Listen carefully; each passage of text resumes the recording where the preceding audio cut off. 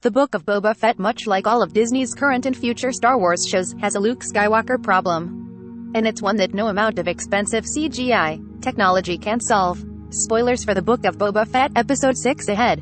The issue goes something like this: Luke is, obviously, a hugely important character to Star Wars as a franchise. Star Wars' current plan for its future is heavily focused on Disney Plus TV shows set in the post-Return of the Jedi era, like The Mandalorian and The Book of Boba Fett set 5 years after Return of the Jedi, where Luke is roughly 28 years old.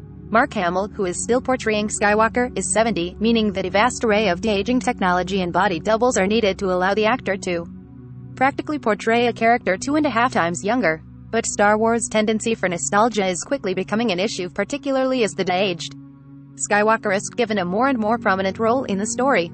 From an emotional perspective, I fully understand Lucasfilm's desire to keep Hamill in the role as long as possible.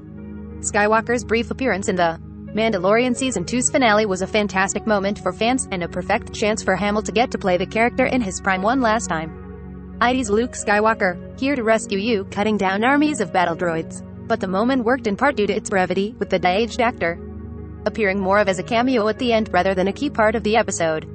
But the latest episode of The Book of Boba Fett spends almost half its runtime with the uncanny, blank visage of Mark Hamill's frozen 1983 face.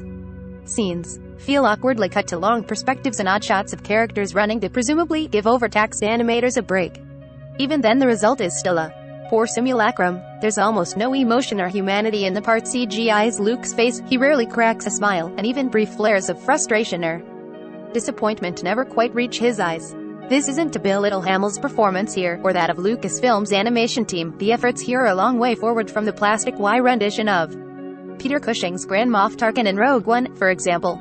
But it's hard not to feel that the episode would have gotten a lot more mileage out of simply admitting the fact that Hamill isn't 29 anymore, and that recasting the role with a younger actor would have allowed for a more dynamic performance, in addition to cutting down on the hours of CGI makeup that the current setups presumably needs. CGI de-aging can only go so far.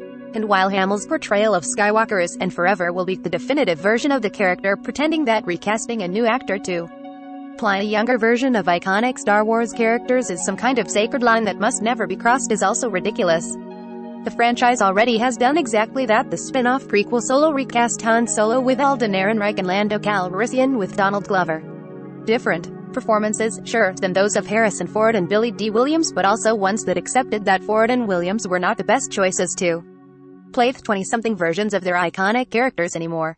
And whatever criticisms one might make of Ehrenreich's and Glover's performances, it's undeniable that Solo's recast characters are far more compelling to watch on screen than the stiff-aged deepfakes that Star Wars has started to gravitate. Recasting younger actors for prequels also doesn't mean that the original actors can't still portray older versions of their characters in future installments. 2. Ford and Williams both returned to delight fans in appearances as the older iterations of Han and Lando in The Rise of Skywalker, for example. And it's a no-brainer to assume that Hamill would continue to portray Luke for stories that feature the older version of the Jedi Master, as he did in the sequel trilogy of films. Not even Star Wars can escape the march of time. But if Star Wars insists on staying firmly in the franchise's past, instead of forging onward into the post-Rise of Skywalker future of the series timeline, as the current crop of shows seems intent on doing, then it's going to have to acknowledge at some point that while its storylines might be stuck in the post-80s era of the franchise, time doesn't stop for anyone else. And if Luke Skywalker is going to continue to be a crucial part of Star Wars' future, the franchise needs to start thinking about how it'll pass the torch of the character to a new generation.